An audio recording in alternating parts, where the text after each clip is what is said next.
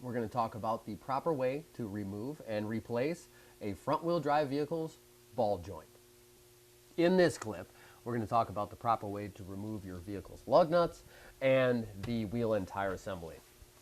Being that it's front-wheel drive, you just can't spin the tire and get them off, so you're going to have to actually do the work.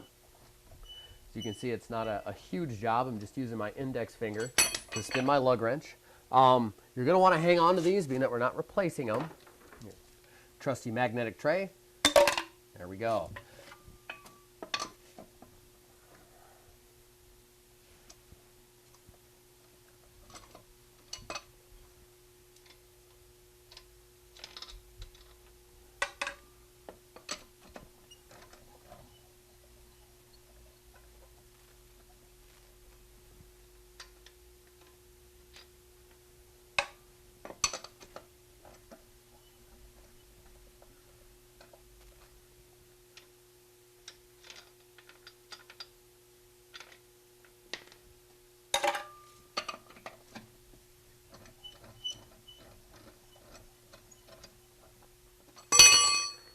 Once you have all your lug nuts off, you may see that the wheel is seized up to the stud and hub assembly.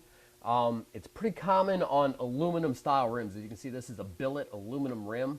You may have to, you just can't actually remove the tire. You may have to hold on to it and give it a good strike or even possibly a kick. Right there. There we go. As you can see, the corrosion that I'm talking about is inside here. See how they kind of rust together here and here. That's the proper way to remove your vehicle's tire.